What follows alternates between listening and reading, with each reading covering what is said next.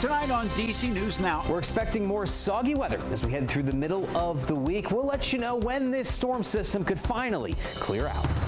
A family dog returns home with a bullet in her head tonight at 5. Doctors retell her journey to recovery, plus the search for the person responsible. Then a DC News Now poll reveals how close the battle for Maryland's U.S. Senate seat is. They're both very good, so I will not go wrong with either choice. The latest matchup between Angela Alsobrooks and Larry Hogan. Plus, families of the construction workers killed in the collapse of the Key Bridge are calling for accountability, the legal action they're taking. And we're stretching your dollar, helping you invest to build the most wealth for your future. You're watching the station covering all of the DMV. This is DC News Now.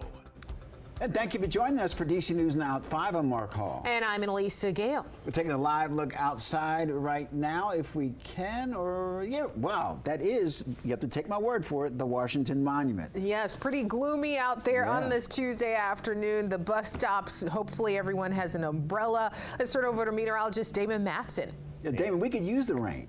We definitely could. I'll say that much. So I know that is not a pretty view that we want to see as we go into a Tuesday evening. But nonetheless, it's been a while since we've had these kind of soggy conditions. So we'll take it. We'll take it. And we'll just have to keep the rain gear handy because there it is. Satellite and radar picture. We have this wave of light rain finally move across at least the southern half of the DMV. It is dissipating a little, weakening as it moves northward. So yes, you are going to see at least some light drizzle, perhaps a little bit of steadier rain up toward Frederick, Hagerstown, Martinsburg, but all in all, the soggier conditions are to the south. DC, Virginia, southern Maryland. This light rain is going to continue on and off now as we head into the overnight hours. And you saw it right there with that live shot of the Washington Monument. Because we are now experiencing this light rainfall and we have all this moisture in the air, there's some fog, some mist developing, and that's dropping the visibility here, folks. These numbers less than 10 are just showing that we are not able to see as far ahead of us as we normally would on a clear day. So that's something to keep in mind as you go about on the roadways in and around the DC Metro and parts of Virginia into the night. Visibility will be a bit of a problem. So scattered showers, they're with us now as we head into the overnight hours, and as we get later into the night, early Wednesday morning, we start to see some pockets of steadier rainfall. We'll talk about when and where the steadier rain could develop tomorrow and when this dreary setup will finally come to an end. That's coming up in your full forecast in just a bit. All right, Damon, thank you.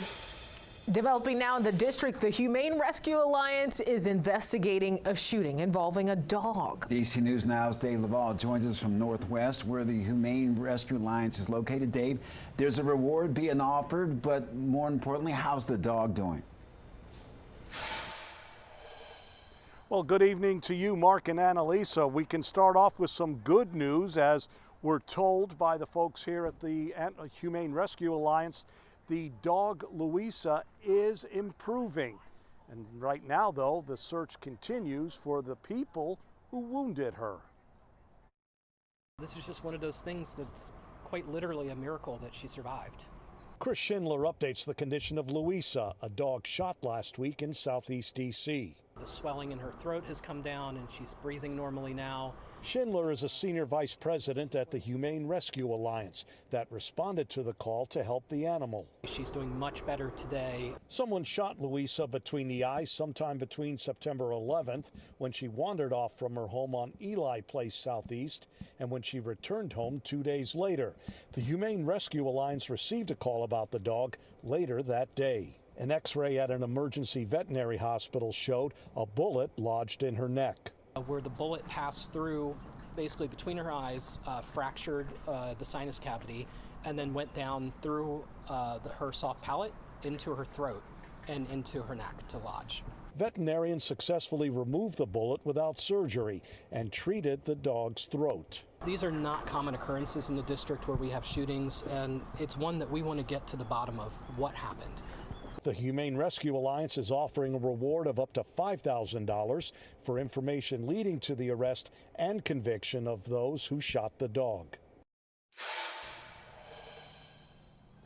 Louisa is being treated at a local animal hospital. There is no word yet when she will be allowed to go back home. We're live in Northwest. Dave Laval, DC News Now. Dave, thank you. Also developing right now in Southeast D.C., officers are looking for a driver who struck a police officer. It happened on Martin Luther King Jr. Avenue near the Entertainment and Sports Arena in Congress Heights. The suspect's vehicle was later found abandoned, but the police are still searching for that suspect. According to MPD, the police officer who was struck is conscious and breathing. We'll have the latest on this story on our website, dcnewsnow.com, as this story develops. A D.C. elementary school evacuated this morning after the smell of asphalt from a nearby construction site caused some concern. 24 students, 4 adults at Cleveland Elementary were treated by EMS after some reported feeling sick. D.C. Fire says that 1 adult was taken to the hospital to be evaluated and classes were let out for the day. One frustrated mom tells us the nearby construction has been an ongoing problem. She says it's been the source of water leaks and infestations at the school. This is a school that has had numerous problems over time. It's a Title I school. We have a lot of new arrivals, and it seems time and again as though the school's fighting for everything it can get, whether it's rat abatement or adequate parking for our teachers. And here we are dealing with this construction site that has caused problems, and now everyone's kids had to go home today. That's a huge inconvenience, not only for our students, our teachers, but every parent who's working. So we should expect better. In a statement to DC News Now, DC Public Schools said the health and safety of our students and our staff are paramount.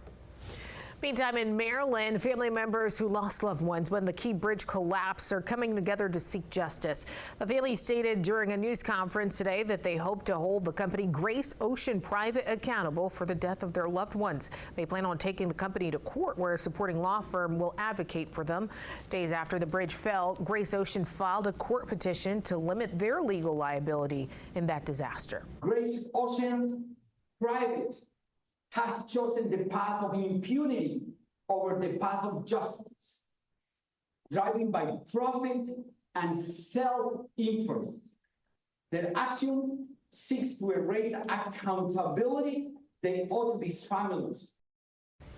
The organization known as Casa de Maryland says Grace Ocean has retained a federal lobbying firm to assist in changing liability laws in their favor.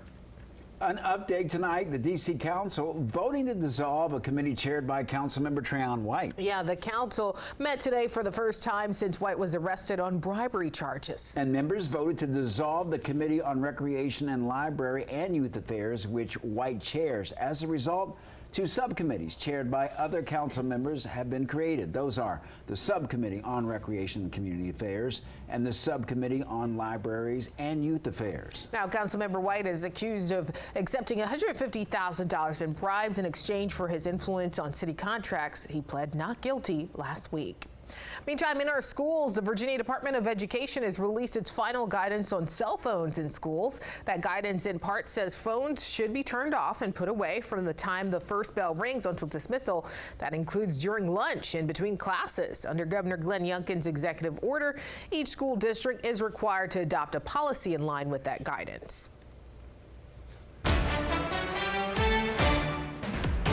DC News Now is your election headquarters. We continue to be, and the battle for Maryland's Senate seat is heating up. A new DC News Now poll shows Angela Alsobrooks leading former Governor Larry Hogan. Yeah, the 2024 election is pretty close, less than 50 days away, with millions of Maryland voters planning to head to those polls. DC News Now's Randy Bass steps away from the Capitol this afternoon with poll analysis from political experts and reaction. Good afternoon, Randy.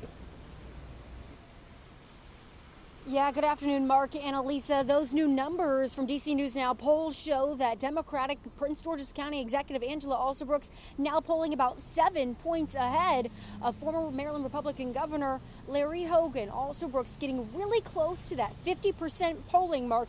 And political analysts we talked to today say she should have no problem securing her seat in the Capitol. Right now, new numbers have Angela Alsobrooks sitting at 49% of the vote to Larry Hogan's 42%, 9% still undecided. Those poll numbers out today from a DC News Now, Emerson College, and the Hill survey. The contentious matchup has big implications in our own backyard and on the national stage. Party power hanging in the balance as Democrats hope Alsobrooks can hang on to their blue Senate seat in Maryland and Republicans look to flip it red for Hogan. Dr. Larry Sabato is with the UVA Center for Politics. He thinks Alsobrooks can cash in on Vice President Kamala Harris' major polling momentum in Maryland and ride her coattails all the way to the finish line. President Trump is in the 30s and Kamala Harris is in the 60s. It's going to be a landslide for Kamala Harris. And that makes it even more difficult for any Republican candidate, even a very popular candidate like Governor Hogan, to win. With 9% of voters left undecided, Sabato doesn't think those final few votes will really come into play when deciding the outcome of the election. The way things have worked out, with Democrats returning to their corner and Republicans returning to their corner, we're not going to see anything fundamental change between now and November 5th. We caught up with voters in Montgomery and Prince George's County today for their take. I know the best one will succeed, and so far they're both very good, so I will not go wrong with either choice. I'm hoping that, with a little bit of momentum, depending on whatever candidate you're with, that there's been a little uptick in the importance of this election and people are motivated to get out to vote. And we reached out to both campaigns for the reaction to these recent numbers. The Alsobrooks campaign saying in part in a statement today, today's poll demonstrates what we've known for a while. Marylanders understand we must defend our Democratic Senate majority to protect our freedoms, fight for safer communities and lower costs so hardworking families can not just get by, but can thrive. We also offered the Hogan campaign the opportunity to respond to our requests for comments about the new polling numbers that came out today. We have not yet heard back. On Capitol Hill, I'm Randy Bass, DC News Now.